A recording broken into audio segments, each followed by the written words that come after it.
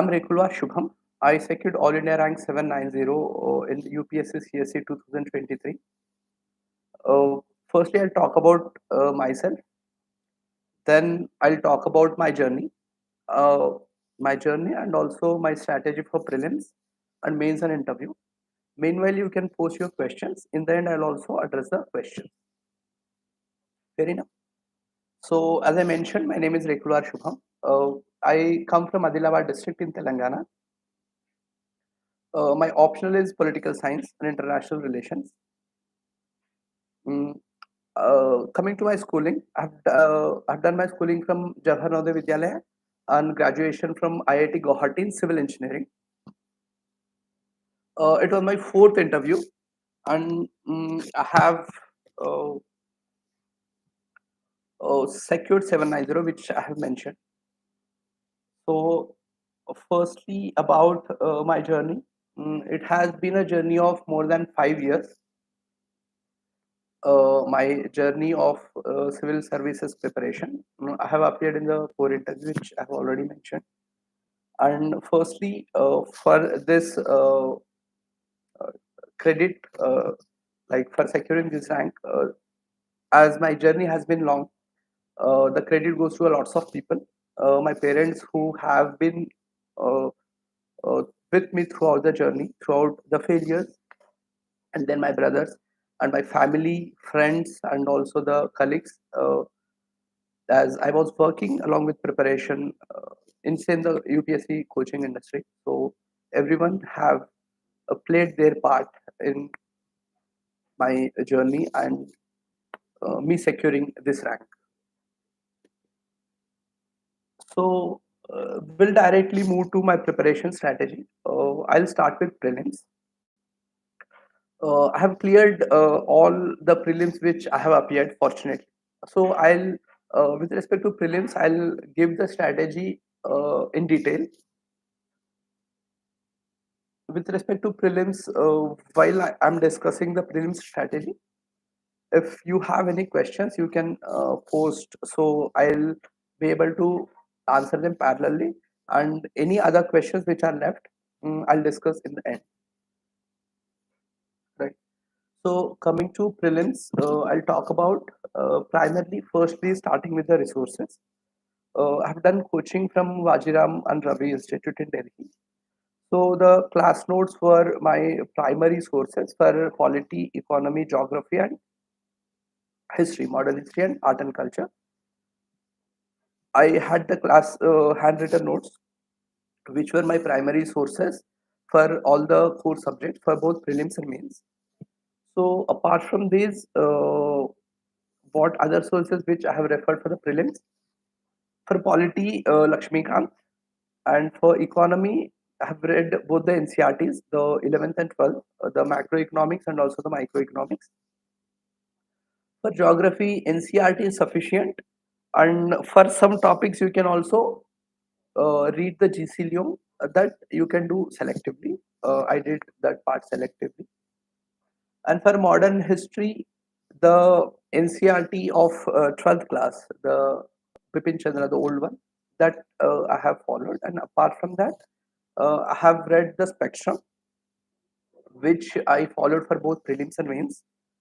And secondly, the India Struggle for Independence, the bigger book by the Bipin Chandra, that I have gone through a couple of times. I had the hobby of book reading, so I read that book also. But primarily, I relied on Spectrum for modern history for both prelims and mains. For art and culture, apart from my class notes, the Nitin Sangwan sir's book that I referred for both prelims and mains. But again, here you have to do the selective reading because the book is too bulky. So you have to identify the demand, and then you have to read selectively the chapters. Right. So firstly, these are the sources. Then the second thing with respect to the prelims is the proper analysis of the previous year's questions. I've done during my first attempt. I have solved almost 15 years of previous year's questions of the prelims. This I firstly did topic wise, not year wise. Right. For example, there are many published publishers who publish this 15-year or 20-year solved PYQs of prelims. So these I followed, and they segregate the questions topic wise, syllabus wise. This will help you understand what kind of questions UPSC asks, whether it is the core conceptual topics. For example, in polity, you have the topic of uh, the legislative and the executive and judicial bodies at the state level and the national level. So when you see the questions in the last 15 years, you will get an idea on what type of the questions is UPSC asking. So you can prepare accordingly. So this is the most important part, properly solving the previous year's questions and also analyzing each topic. That will, how that will help you, I'll tell. Mm, so this I did properly. This you can do for 10 years. Start with 5 years and then do for the 10 years. Then if you have, you can go back to 15 years also, and that benefit that will help you. But 5 to 10 years is very beneficial. So right. So when you do a previous year question analysis, um, this is the second part after going through the basics. The when I say basics, the core part of the four subjects, that is polity, economy, geography, history, which includes art and culture also. Firstly, you will go through your found basic notes, class notes, and the sources which I mentioned. When you are having a good understanding of these basics, you can do the previous year's questions. Don't do PYQs before finishing the primary material, because you will not be able to understand, right? So finish the primary things first, then do the PYQs. After that, for current affairs, I used to follow the Vision IAS magazine, the monthly magazine, and also the PT 365. So monthly magazine you can do every month, end of every month, or if it is not possible for you, you can start in December or January. But it is better that you start your current affairs relatively sooner. Don't wait for the prelims material to come out, because they generally are released much later. So you will not find time to revise multiple times. And if you see the pattern of the prelims paper, current affairs play an important role. And if the percentage of the current affairs question is very high, uh, and if you are not thorough with the current affairs, it may, so you may miss the, right, like you might find it difficult. So it's better to start the current affairs in like October, November, or December, during these times, where you will pick up the monthly magazines and you will start studying them. Here you have to do current affairs 1 year before the actual prelims examination. Like the if the prelims is in June 2024, so you have to do from June 2023, right? That is sufficient. 1 year current affairs are sufficient, and you can pick up any institute's current affairs magazine, uh, because they'll cover, they pick up the sources from multiple, uh, they cover the news from multiple sources. So the magazine would benefit more rather than we doing the current affairs notes on our own. And coming to the reading of newspaper, that I'll deal later. So once the current affairs is done and the PYQ analysis is done and your primary, like you have covered the basics of these, the major subjects. After that, uh, within the current affairs, which sections are more important for prelims? See, for polity, mostly the questions come from the static part. Like even if something is in the news, for example, if there is an event or something, if for example election commission is in news, the question would be something which is static with respect to the election commission. Like the questions could be on the institution of election commission, or election commissioner, how he is appointed, or the process of removal, etc. So here current affairs are not that important, because the entire thing is covered in the static in Lakshmikant in your class notes, right? So coming to the current affairs, you should put the economy first, because majority of the questions from the economy. Apart from the some basic questions, but generally the questions come from current affairs. Similarly, for environment and SNT, uh, these areas and international relations. When I say IR, it is the bodies which are in the news, international bodies, and also the map related aspects. Again, map related aspects I'll discuss separately. So these you should prioritize, and the polity section you can do at the later stage. And second thing about reading the current affairs magazine is you can pick up any magazine, but selective reading is very important.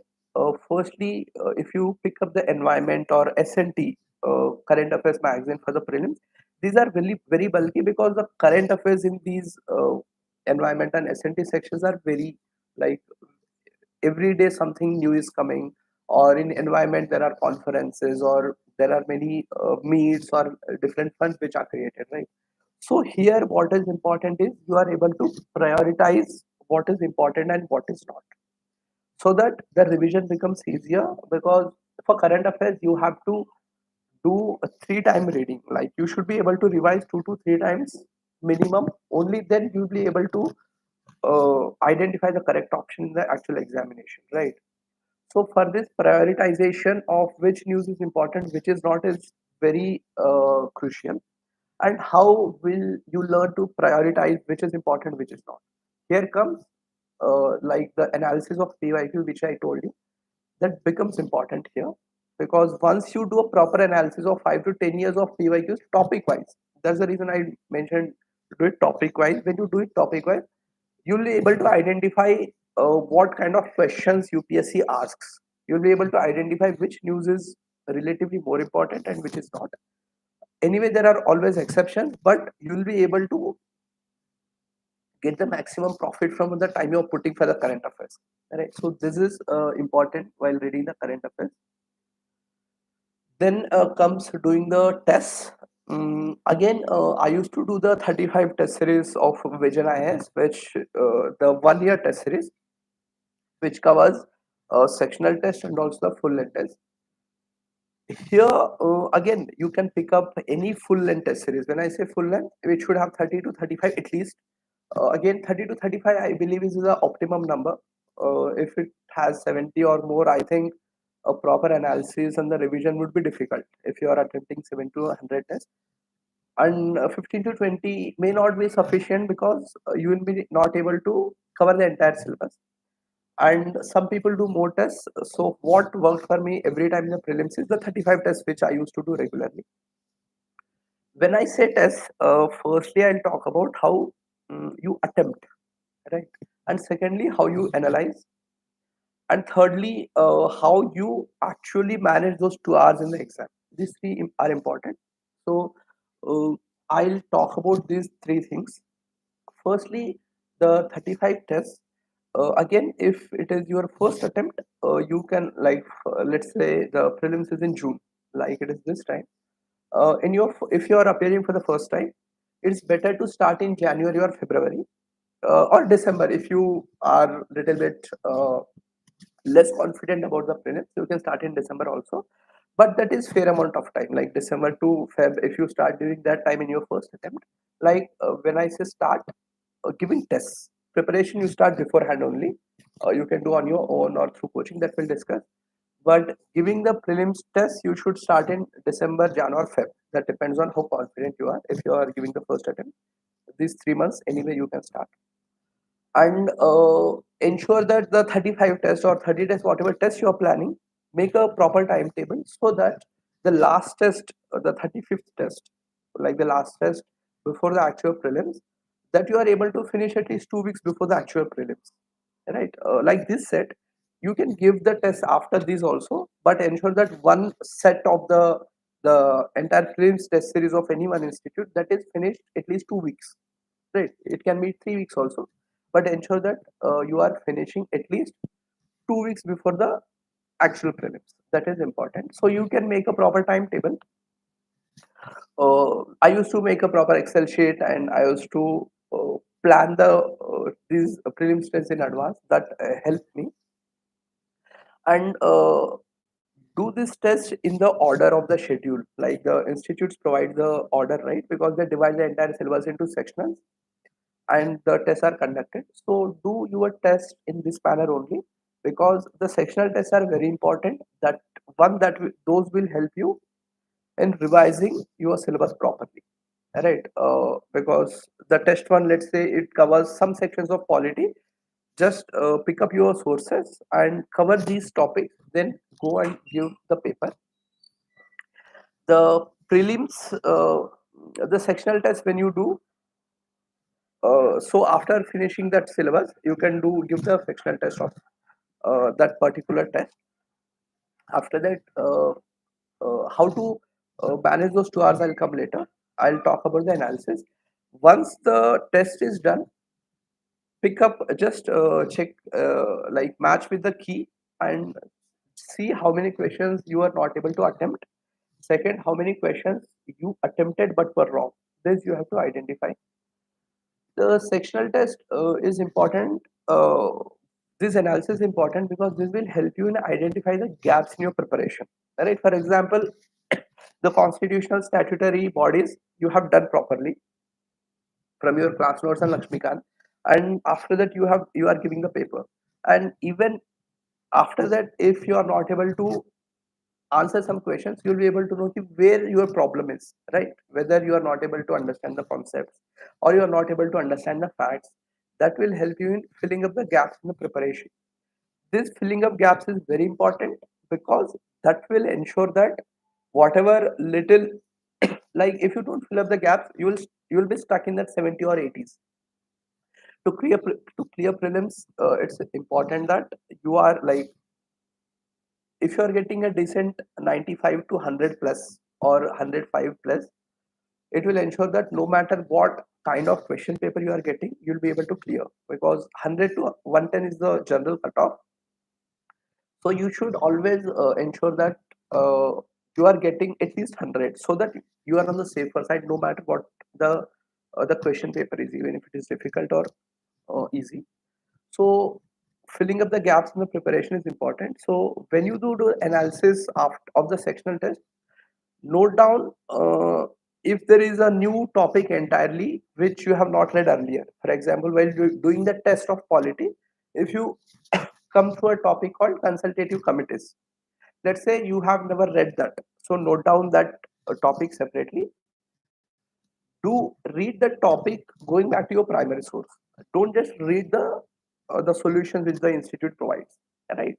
And for some areas where you have attempted and you have read also previously but you are not able to give the correct option, here you just need to read the solution which is provided by the institute.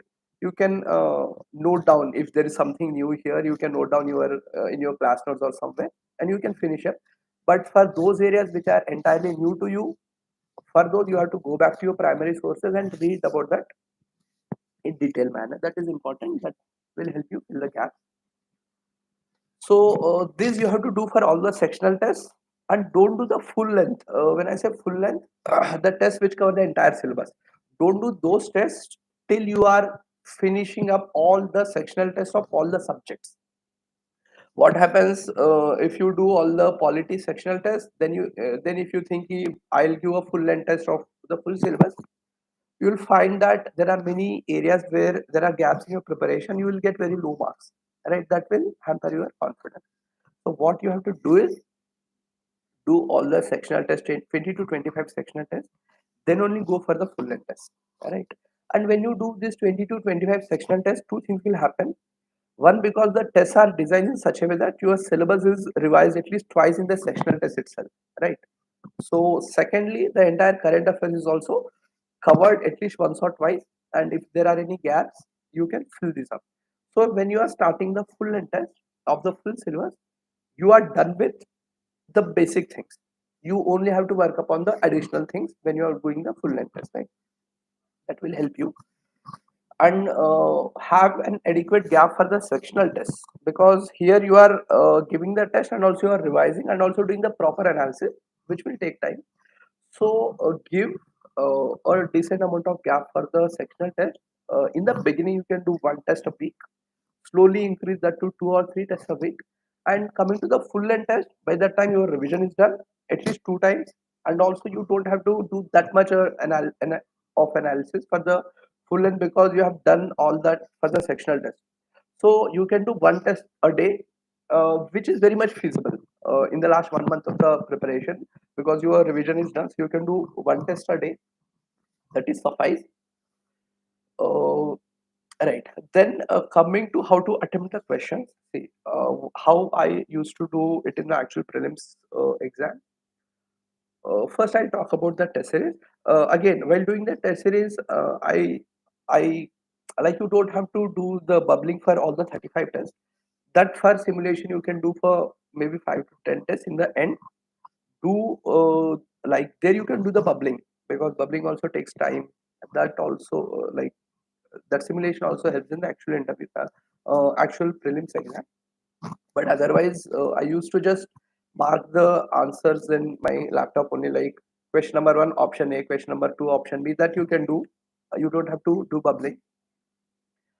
While solving the actual paper, when the paper comes to you, first I used to finish the question number 1 to question number 100 in the serial manner. I look up at each question.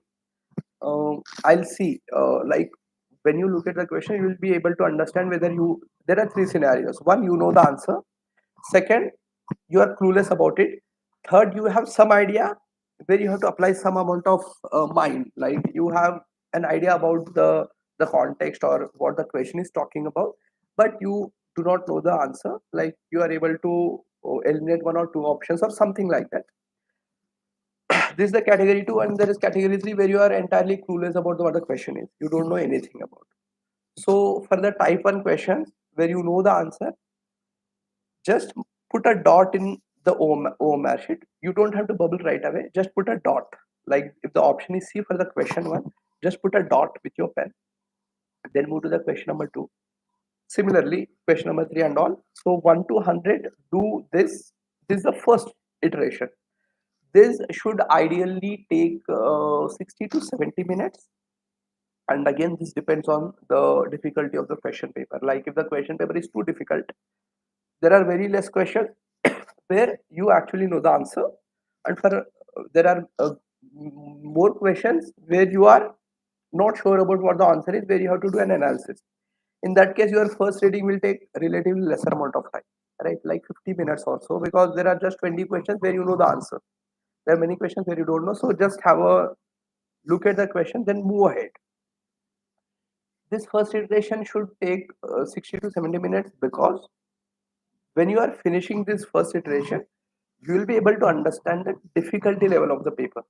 We will make an analysis of whether this question paper is difficult or easy or moderate, so that you will make a guess on how many questions to attempt, right? That is important. This analysis you have to do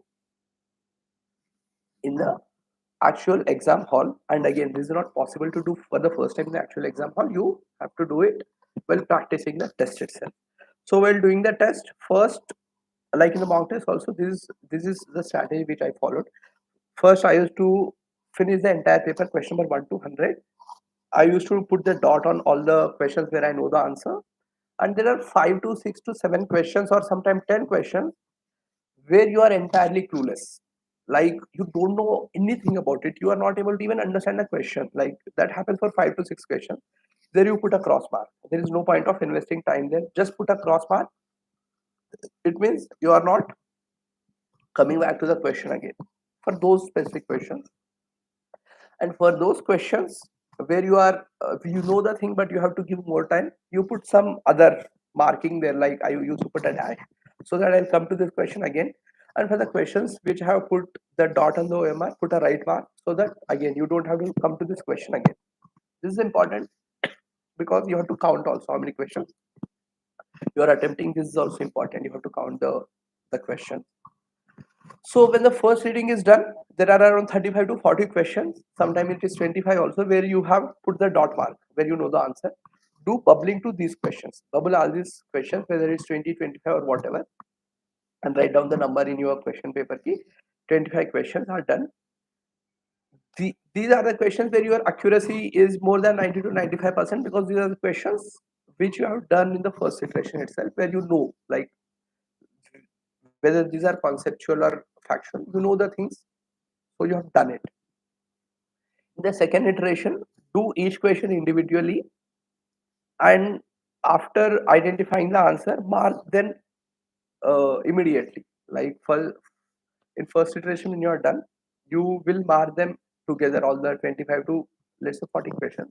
In the second iteration, when you are solving each question, where you will do elimination or whatever technique, again those techniques we'll discuss, mark that question individually and put a mark there, so that that question is done. Again, you don't have to come back to that question, right? And what happens is, the question paper has 25 to 15 to 20 pages or 30 pages sometimes. Sometimes what happens is, you have to turn the pages again and again. That will also take time. So what I used to do is, in the last paper, like, there is one empty page in your question paper, take that page there, make three columns. First column where the where you have attempted the question, second column which you have kept for second iteration, and third column which you have decided to skip the questions. So in the last paper, you will have the question number. Question number 27, 39, 42, these are pending. So you can directly come to 20. So you don't have to run the pages again and again. That will also save at least 4 to 5 minutes. So that you can do in the last page, where you have a actual database of how many questions you have attempted. Again, you don't have to count again and again, right? That is also important. Counting will also take time, and in the last 15 to 20 minutes of the prelims paper, you will be very panicked, because you will be worried. So this crucial 2 to 3 minutes or 5 minutes will help you a lot. And many of the time, in the last 15 to 20 minutes only, you will attempt maximum number of questions, right? Sorry. So managing this time is important. This is about how to attempt the paper in the prelims, and how many questions to attempt. I used to attempt around 85. That is when the paper is moderate or slightly above moderate. If it is really tough, sometimes I used to attempt 77, 78, 79 also. Here, what is your, see, 80 to 85 is a decent number. Some people do 95 also, but I believe when I feel the paper is relatively easier for me, I think I attempted 88 and 89. But generally, 85 is an average for me. And when the paper was tough, I used to attempt 80, 81, and if it is easier, 89 to 90. And this ideal number you have to identify while doing the test, right? After doing a test, when I say analysis, you have to, the thing which I already mentioned, identify the gaps in your preparation. And apart from that, uh, while doing analysis, identified your accuracy rate in the questions of first iteration. Like, if you have attempted 42 questions in the first iteration, what is the accuracy rate that you have to identify. Secondly, the questions which you are doing in the second iteration, there also you should know a rough idea of how many questions can go right. Right. When you do this analysis properly for 25 to 30 tests, you will get to know, and you will have an understanding of how many.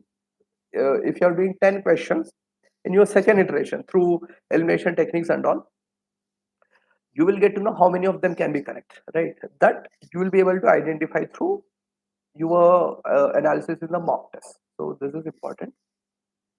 And for bubbling, you can pick up any pen which has the large nib, so that you will save time.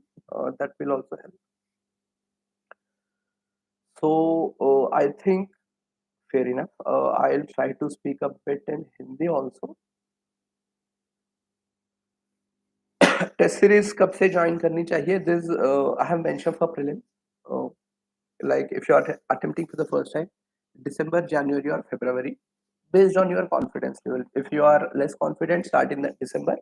If you are confident enough, start in February. And for successive attempts, see, 2 months are sufficient. If you have done prelims preparation properly for the first time, doing the PYQs and analyzing the PYQs, and also doing the basics right, in your subsequent attempts, if you are planning second or third attempt, 2 months is more than sufficient to give the test and all, because you don't have to do any new conceptual reading, right? You just have to revise the facts, so that won't take much of the time. Oh, fair enough. Yeah. So prelims, coming to CSAT. Yeah, CSAT. One thing I would suggest about CSAT is don't take it lightly. Fortunately, again, I was able to clear all the CSATs, and I was among those who used to take CSAT lightly. But luckily, I was able to clear uh, them. What I suggest is do PYQ analysis of last 5 years. First, do PYQ analysis, all the papers.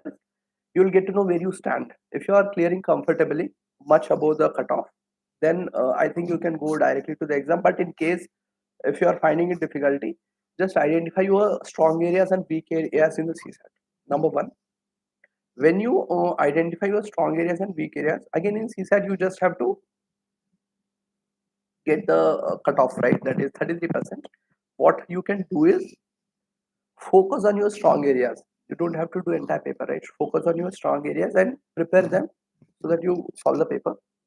But also give a bit amount of time on the weaker areas also, because for example, maths is your strength.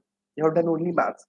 But in the actual prelims paper, what if the maths portion is very tough, like it happened the last prelims, and then you have to rely on the comprehension and all. So ensure that you are prepared for all the scenarios. Because one thing about the UPSC preparation, if you have seen it, is there are lot of uncertainties, and there is lot of unpredictability. So you don't want to add one more unpredictability by not preparing for the CSAT, right?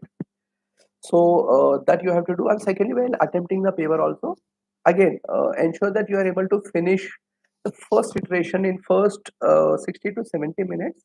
This is important because you'll be able to understand which portion you have to focus on. For example, generally I do maths, but in the last prelims, after 1 hour, I was able to make an analysis. Okay, maths is tough. Then I did only English comprehension, so I sailed through. So that you do this analysis and you uh, course correct your strategy within the exam hall, you have to finish first iteration in 60 to 50 to 70 minutes, right? That again depends on the difficulty of the question paper. So but again do some 5 years PYQs are sufficient for CSAT. Do some test series of some institutes, or you can do the PYQs only, but go prepared for the CSAT.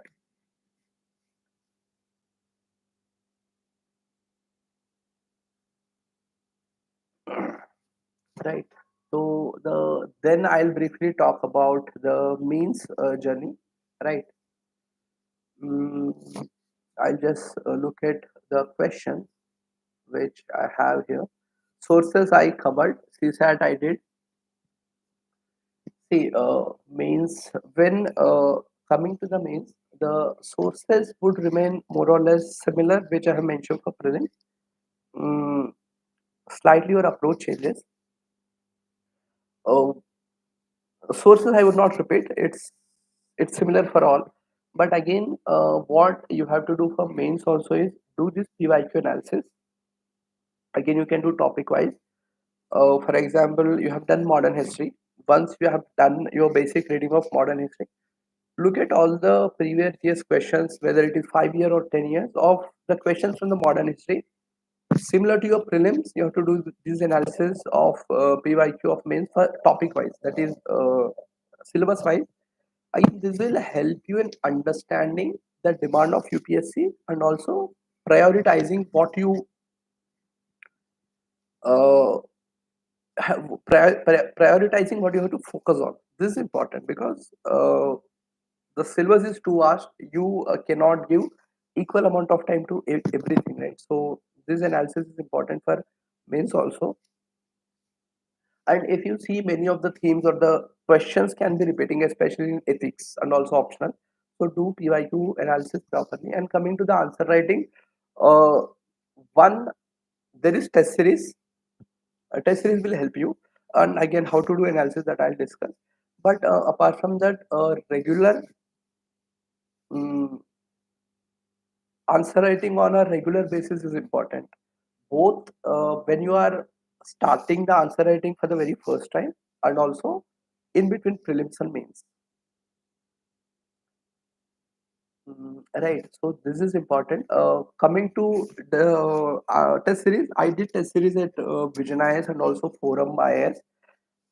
Uh, the benefit of test series, one, you will get the habit of writing the answers and you will be getting a basic feedback on whether you are doing correct or wrong. But more importantly, the significance of test series is do a proper analysis of your answers and see if the quality of answers is progressing from first test to the test number 5. That is important, whether how you are writing and how you are presenting, if this is changing progressively, that is important.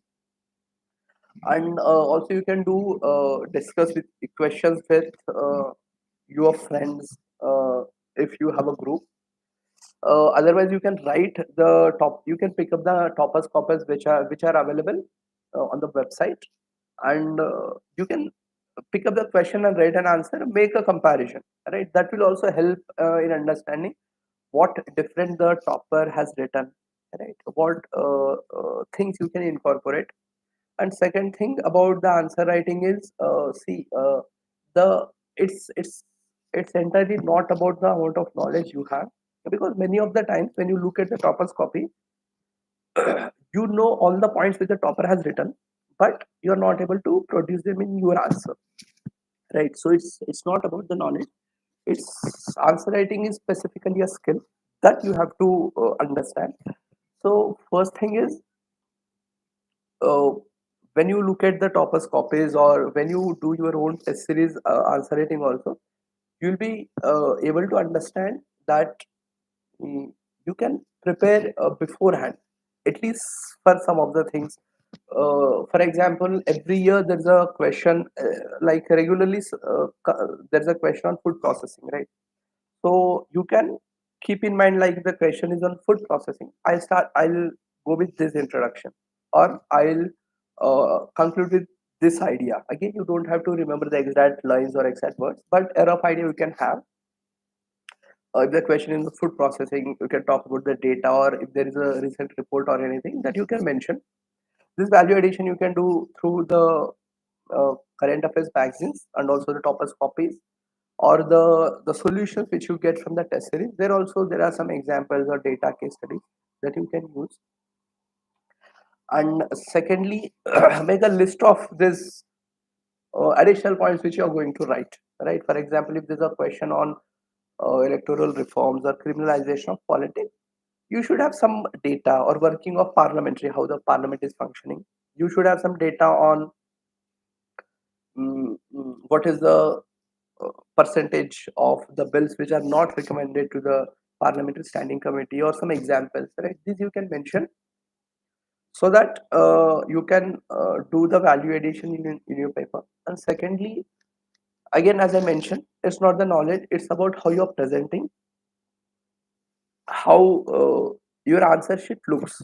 That also plays a very important role, right? Because if you're writing some point, the evaluator should be able to look at it and identify that he has addressed this particular part.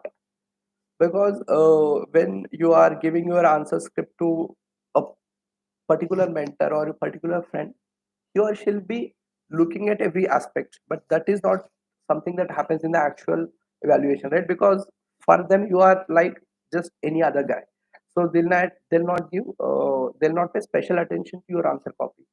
So it's your duty that you ensure that the evaluator's job is easy and he or she is able to see and understand uh, whether you have understood the demand of the question and you have answered the question or not, right? And coming to the subheadings, try to use the wordings in the question itself. Like the question is, what are the factors which are uh, promoting the food processing sectors in the recent years, and what are the challenges associated? So the words, the driving factors of the food processing sector, you can use one subheading where you will write the words which are in the exam, which are in the question paper, so that the evaluator will understand that you understood the demand and you try to address every aspect, right? So that will help. Mhm, right. And answer writing, when to start? See, once you are into the preparation for 3 to 4 months, by 3 to 4 months, you will get a rough idea of basics of all the subjects, and I think that is an ideal time to start answer writing. You can do one question a day. What you can do is, first read the question, then read the content about that particular topic. Then you write the answer, because if you do not have the content, there is no point of writing the answer. So pick up the question. For example, if the question on, let's say, the contempt powers of the Supreme Court, read the question, then read about the topic, right? Don't read the answer of or the solution which is provided, but read the topic from your primary source, then try to attempt an answer, because here you are not testing your content, you are testing whether you are able to understand the demand of the question, and second, whether you are able to articulate the answer properly. So that way you can do one question a day. You can do from maybe let's say 3 to 4 months after your preparation. If you're starting preparation in June, July, September, October is a decent time to start one question a day. And when you are completing, if you feel, again, the full length test is not really necessary before the prelims. You can do that after the prelims only, but one question a day is sufficient. And if you are completing a syllabus of a particular subject, then you can pick up the full length paper of 3 hours.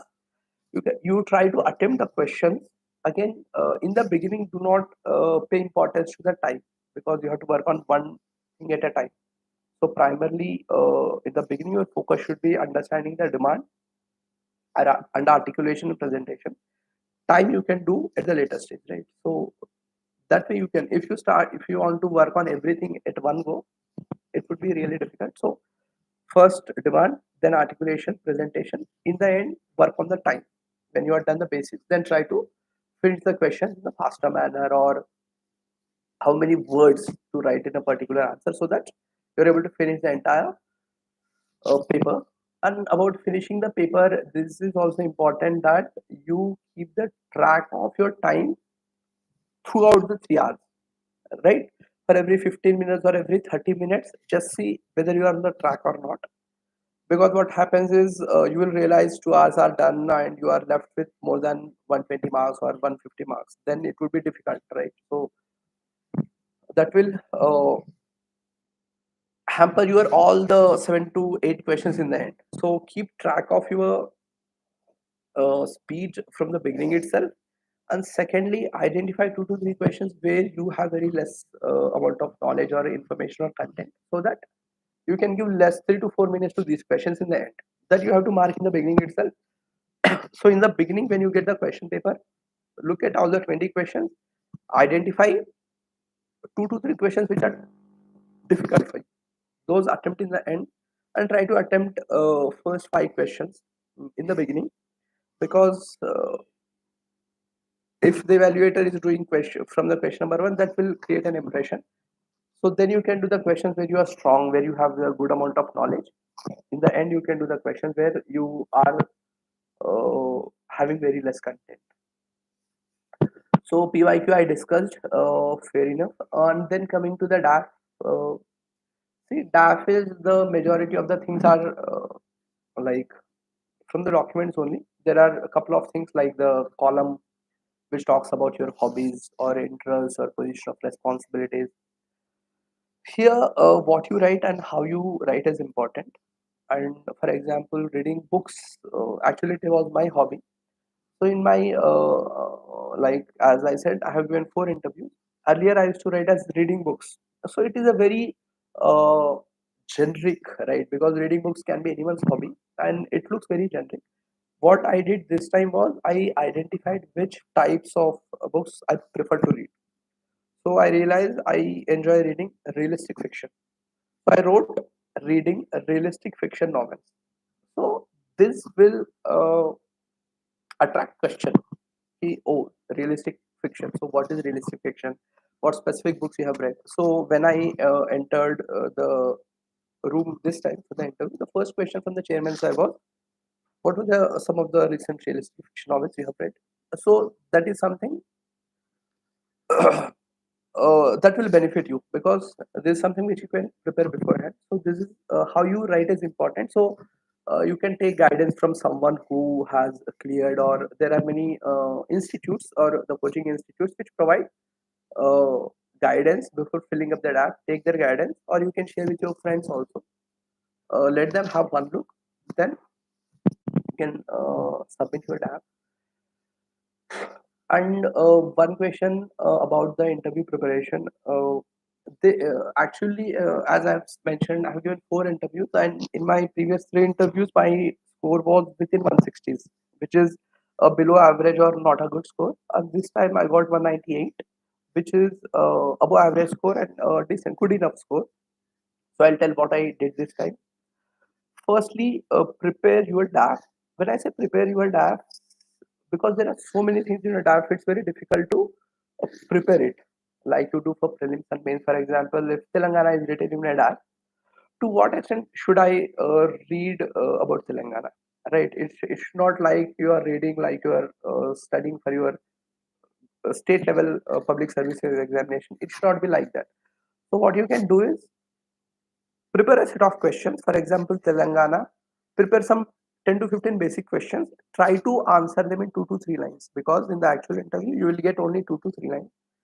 So do this 10 to 15 questions for every aspect of your DAF. So when you are done with the first level of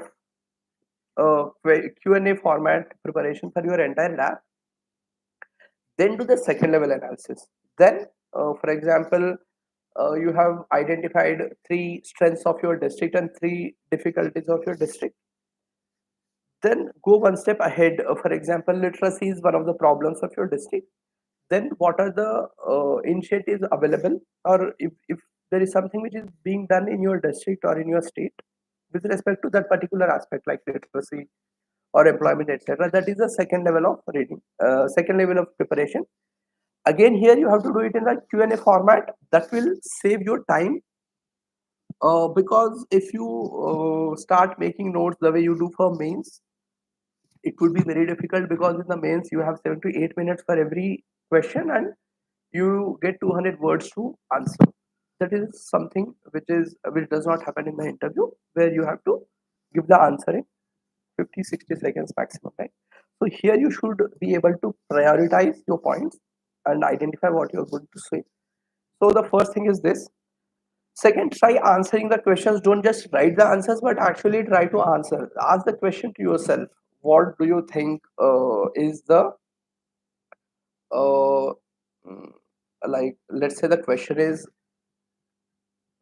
the what is the status of left wing extremism in Telangana? If this is the question, frame the answer in your own words.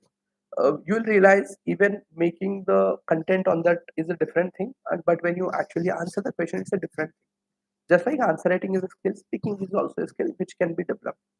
Second, I used to do. We used to have a group, like we have. I have joined the interview program in Study IQ, where we were made into a set of group based on our optional or other factors. 5 to 6 members, where we used to conduct the Google Meet session every day evening, where we used to discuss this Q&A, primarily the current affairs and also the DAF related questions. That will help you, because if I ask you about the Russia-Ukraine conflict, you might know the every aspect of it. You can speak for 10 to 15 minutes on it. But when I ask you a particular question on why Russia has actually attacked Ukraine, you should have a prompt answer where you are able to summarize in 2 to 3 sentences. So when you do the group discussion, that will help. Everyone will try to give their answer. Finally, you collectively come to a good answer. And this will also help you to face the questions which are not prepared. Right? Like when I say the questions which are not prepared, the questions which you know the thing but you have not prepared the answer, you can frame the answer in the interview itself. That you will develop through this discussion, because this is something you do practice, right? And if you don't know the answer, it's perfectly fine. They'll not, because this is not like mains where if you are not attempting a question, you are going to lose your mark. That is not going to happen. You just have to, you just have to answer. See, to get above average marks, there are 2 to 3 questions where you do above average, where you do exceedingly well, and that will create an impact. And when you enter and when you leave, again, when you are entering, you'll be little hesitant. Just take a deep breath, and the board will try to calm you down. And after first and second questions are done, automatically you will feel the confidence, right? That will reflect in your answers.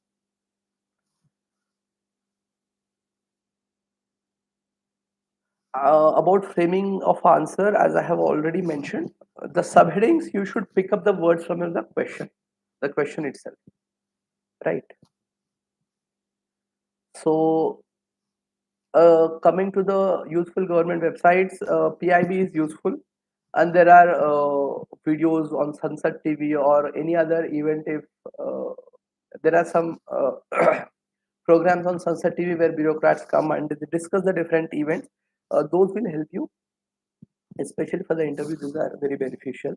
And coming to the notes, I believe, see, you will have to read the things from the primary sources, the textbooks and the class notes, because the kind of the paper which we are seeing these days, the it requires the conceptual clarity. So if you are reading just the ready-made notes, you may not get the conceptual clarity. Point number one.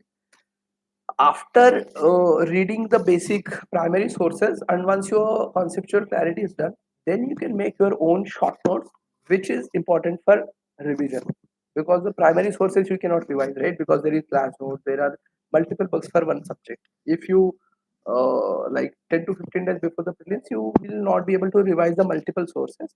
So it's good to have short notes where you have condensed everything. And it's better if you make your own notes. That will benefit you, because your notes is something, because you know what you have to, what you do not remember, and you make your notes just on the basis of the things you don't remember, right? So it's better if you make your own notes. And if you find, but if you find someone else's notes useful, you can follow it, but again, do the value addition as per your own requirement. Or like, you can take the printout of any of the toppers notes, you can do value addition on the backside or something. That is also fine. But making notes is really helpful for revision, and this revision is important because the syllabus is so vast, right? How There is a question on how difficult to score 820 plus marks in the mains exam, and again, see, this uh, depend. This you have to identify, right? Because how many marks you are getting in the optional, and what is your score on GS, and what is your score in SA. These you have to segregate, and then you will be able to identify how will you get 820 marks, right? uh, like, if you are getting 120 in SA or 130, you have to get around 700 in optional plus GS. So that way you have to identify, like, if you are trying to get 420 to 440 in the GS, which is a very good score. So if you target 820 directly, it's difficult. So make the target subject wise. Identify which GS subject is your strong, which general studies subject is your weak. So, for example, GS2 and GS4 can be the strong areas, because many of the things can be predicted or planned. But coming to the GS3, if we see the pattern in the recent years, the marking is low because there are many unpredictable areas, right? In SLT or environment, the questions can be totally unpredictable. So identify your strong areas in GS2, 4 or 1. Similarly, in optional also, identify where you can maximize. That will help you to cross 800 or so in the actual paper. Value addition I mentioned from the monthly magazine, from the toppers copies, and finally from the solutions which they give. Magazines, yes, it's do a brief newspaper reading on a daily basis. I used to do Express and Hindu. don't give so much of further time. Read one or two editorial, that is more than sufficient. And regarding other news, just give a glance. You don't have to memorize or other things, because the monthly magazines which the institutes prepare are much detailed, because they source the information from multiple sources, right? Because they're putting time and effort in making the magazine, so it's better to follow that only. But reading newspaper is important, because you will get a clarity on the things which are happening, and also you will get an understanding by reading the editorials. This is important, because the questions would not come directly in the mains or prelims, where your conceptual clarity is tested, and also in the interview. So reading newspaper is important to get a clarity, and for interview it is must. Reading 2 to 3 newspapers is very important, especially the editorials for the interview, right? Current affairs, I mentioned magazines and newspapers. And also for the last two mains, I took the classes, the current affairs classes from Dipin sir also. These are also very helpful. Ethics strategy, for ethics, I took the Piyush sir classes at IS Hub for both ethics and essay. And I believe those helped me. I got 115 in ethics and 100 in essay. I don't know, 100 is not that that good score, but I think it's a decent score. In the last attempt, I got 120, again through the guidance from Piyush sir. That helps. And ethics also you can do from him. That is what benefited me. How to identify the important topics in the newspaper? Same, the thing which I mentioned, the PYQ analysis. You will be able to understand the demand of UPSC and identify the important thing. Plan B, C. The journey of UPSC is so uncertain and so unpredictable. It's good to have a plan B. Like, again, it's not, when I say plan B, it's not that you have to do along with your preparation, that you are not able to give your full time to preparation or full effort to the preparation because of some plan B. That is not what I mean. When I say plan B, just keep in mind that if you are not able to clear by this year, you will pursue this alternate career. That plan B you should have. But do not, like, when you are attempting the, if once you have decided to give appear for the UPSC exam this year or any year, give your 100%, because it demands a lot of dedication, lot of time and hard work. And if you do it just as a pastime, it's very difficult to clear through the exam, right? So first, decide what should be your plan B. Yes, keep that aside, but when you are giving the paper, giving your full is very important. Test series, we discussed. mm, what, I look at the questions.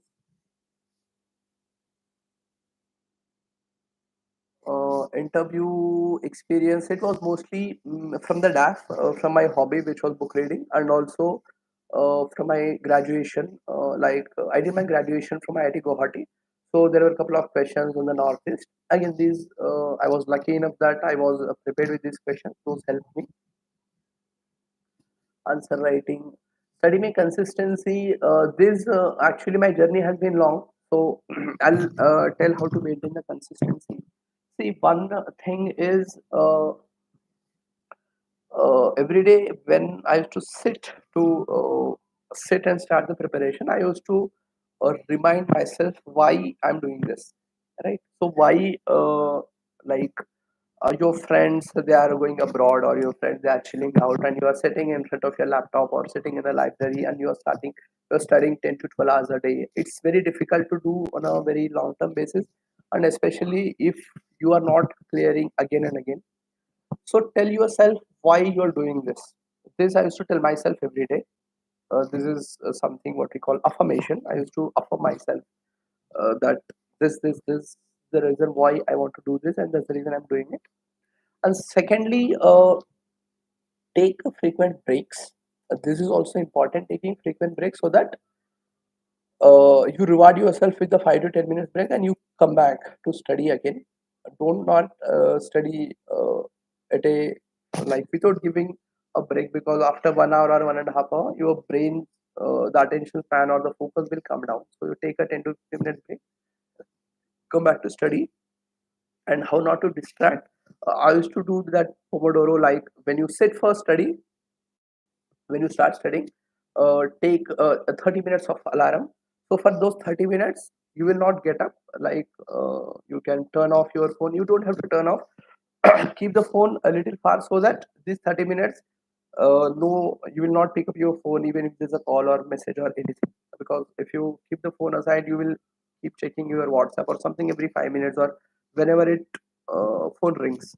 So follow this 30 minutes strategy where you will sit and study for 30 minutes, then take 2 to 3 minutes break, again 30 minutes, and after 1.5 hour or 2 hours, you can take a relatively longer break. This is important. And secondly, because the journeys can be so too long for the for many of us, like it has been for me, ensure that you are doing something which is entirely not related to UPSC preparation. I used to do book reading very regularly and very passionately.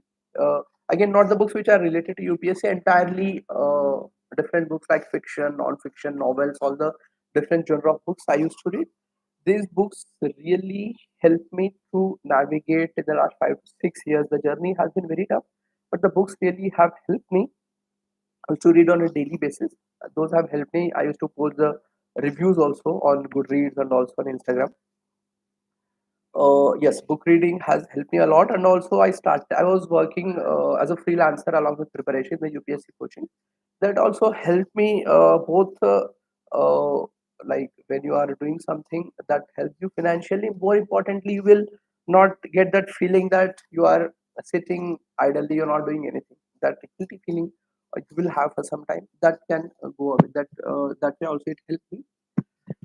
And then the most important thing is do not link the outcome of this exam to your happiness. If you think that I'll do 16 hours or 12 hours, 15 hours of the study now, and once I clear, I'll be happy, that is a very wrong idea because, as I said, the journey can be very long.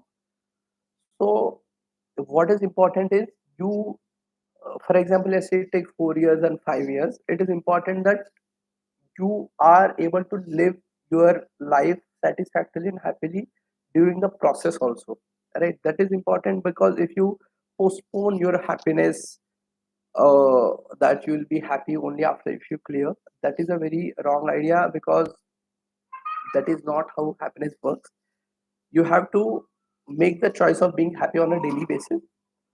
uh, for that, whatever, pick up a hobby or you can talk to your friends or do something or other that makes you happy. That is important. You, because this time of preparation is equally part of your life. It's not like that these 5 years are going to come again. When you are clear, yes, you will be able to live those moments, but the 2 years or 3 years which you are putting into the preparation, you are living this life also, right? This is also part of your life, so you cannot just skip this part. So try to enjoy and be positive during this time also. I used to do meditation. You can do running or anything, physical exercise or anything, but at least give 45 minutes at least to yourself, right? Where you are doing something which is entirely not related to preparation, at least 45 minutes. That will help a lot. Mm, then comes the series. What question? Ethics I mentioned. I did use search code that you can do. Revision, I mentioned the 5 minutes break. Yeah, and the one thing about the UPSC preparation is, as I mentioned, it is unpredictable and it is also, the journey is uncertain. So, what is important is, see, if you are honest with your preparation and if you are doing dedicatedly, again, the success rate is, as we know, is very less. But again, what is important is what you become when you are going through the preparation mode, because there are 3 stages and every stage demands a different type of effort and skill set from you.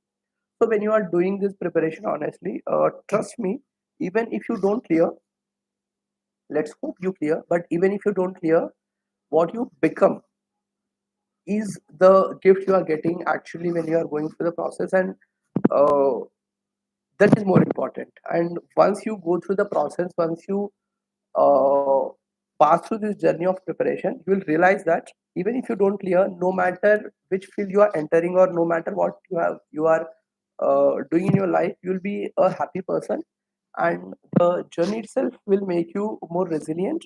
It will make you more confident. It will give you more clarity to you on what you want in your life, right? And you will become more empathetic. That will make you a better person for others. This I'm telling from my personal experience that I have seen failures for 5 to 6 times consecutively, and this is the first time I'm seeing my name in the list. So uh, actually, I'm more grateful to my failures, which made me what I am today, because I know throughout these failures I was growing as a person, and that is more important than, yes, clearing the exam is important, but in uh, sometimes you might see where even if the people who clear the exam, they might also not be happy, right? So if you draw two circles, realize that the circle of happiness is not linked to the circle of the outcome of this exam. So you will be happy irrespective of whether you clear this exam or not, if you work on yourself, if you start being positive, and if you love yourself, because your first priority should be your own happiness, right? So that is the important thing. I think I was able to um, answer majority of the questions. I'll see average time required to cover entire GS syllabus with respect to minimum current affair reliable sources. Yes, average time required is, see, 1 year before the prelims. I think if you start, you'll be able to cover the basic syllabus for both prelims and mains, including the current affairs. So ideal time is 10 to 12 months before the actual prelims, because between the prelims and mains, you will do the time for the answer writing or validation, etc. So if you start 1 year before the prelims for GS and optional, that is sufficient. NCERT is essential for initial start. Yes, the 11th and 12th NCERTs, these are sufficient if you start, but sometimes for some things you will not be able to understand from the NCERTs of 11th and 12th. For those, go back to 8th, 9th, 10th, whichever you find suitable, but otherwise 11th, 12th is sufficient.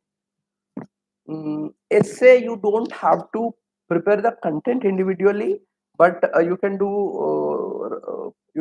practice of essay, and the content of GS you can use. What you can prepare is prepare introductions and conclusions. Like you can do prepare 7 to 8 or 10 to 12 anecdotes or stories or quotes. And again, if you prepare 10 to 12, these you can use in almost every essay or every topic. Like if you do something on education, that you can use in social justice or women empowerment, etc. So 10 to 12 are sufficient. This you can use in introduction and conclusion.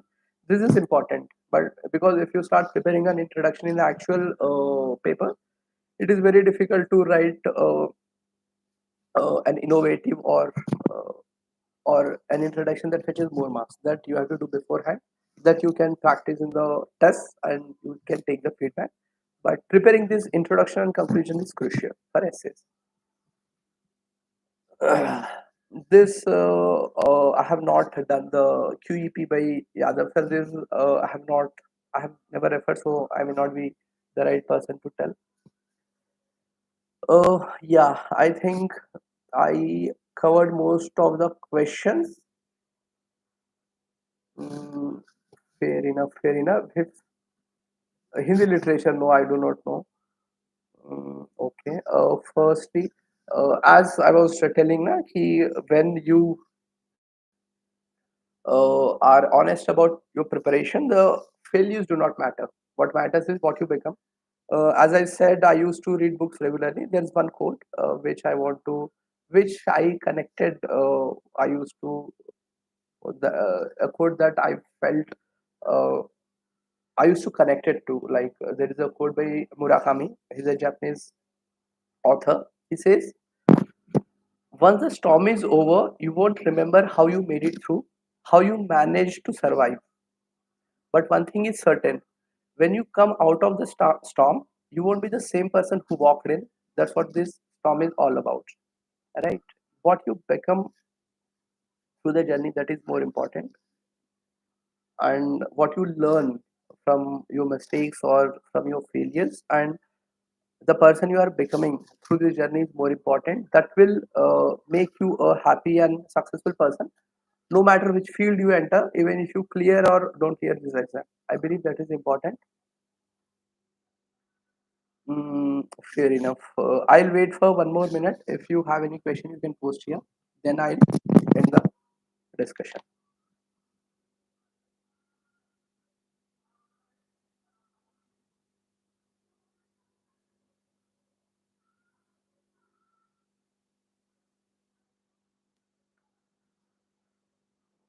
Fair enough. Hindi, yeah, I was not able to speak in Hindi for a good amount of time. In coming sessions, I'll try to speak in Hindi. I'll post my Telegram channel link in the comment box. There you can connect, and also Instagram. On Instagram also you can connect, where I'll be sharing my strategy. I shared my strategy on Mudit Jain sir's blog also.